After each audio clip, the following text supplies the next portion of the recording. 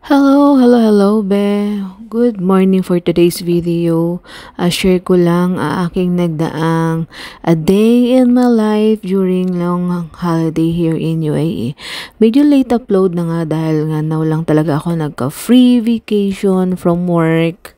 At ito na nga, from morning, syempre aga tayong nagising para magluto ng breakfast with ginisang corned beef, of course, my favorite ang Argentina.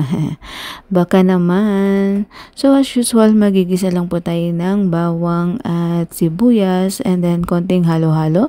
Syempre, wag po natin kakalimutan timplahan ng paminta at asin. Ayan, and very simple, meron na po tayong ginisang corned beef.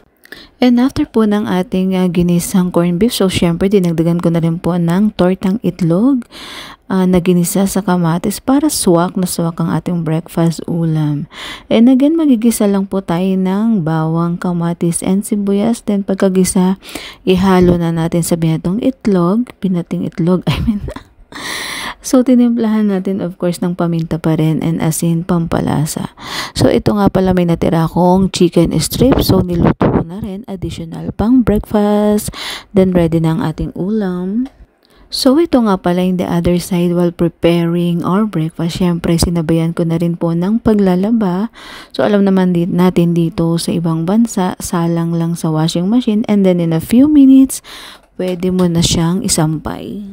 At syempre, after ng paglalaba ay susunod na natin ang pamamalansya. OMG, hindi na talaga tayo natapos sa ating mga gawain kahit nakabakasyon.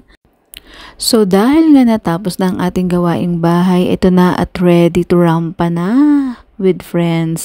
So kita-kita-kit somewhere in Satwa. Di pa rin mawawala talaga ang get together dahil nga naka-holiday ang mga Inday. As usual, kainan pa rin. Ito na ata talaga ang pinaka-bonding namin during holiday. Kainan every time na magkikita-kita. At napunta nga kami sa isang mini resto dito sa Satwa. Masarap and very affordable talaga ang mga food. So, syempre di mawawala ang ambagan moment.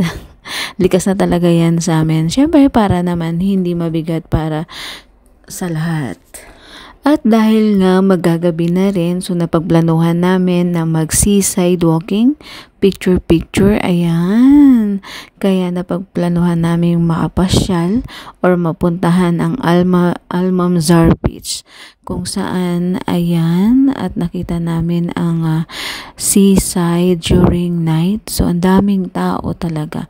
So, ang ginawa namin, nag-picture-picture lang kami dyan and then konting kwentuhan. Ayan, banding pa rin.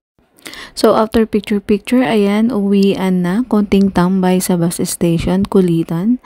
At pag-uwi, ito, kainan na naman. Grabe, walang humpay na kainan. Nakakatuwa lang talaga. Ang saya-saya. And ito na talaga ang pinaka-bonding namin every holiday. So, may konting kantahan.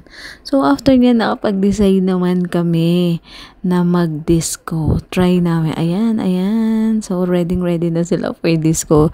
So, exciting part ng aming a day in my life with Helen. So, ayan. Bonggang-bonggang sayawan. Konting inuman. Syempre, first time kasi namin. Kaya talagang enjoy to the max talaga kami that night. Free naman talaga dito and in-enjoy lang namin ang worth 130 drinks na aming pinagsaluan at pinaghati-hatian. At talagang in-enjoy na nga namin ang gabing ito kasi nga after holiday, back to work, back to reality. So ito talaga ang aking day in my life with friends during holiday. Buhay OFW, ika nga.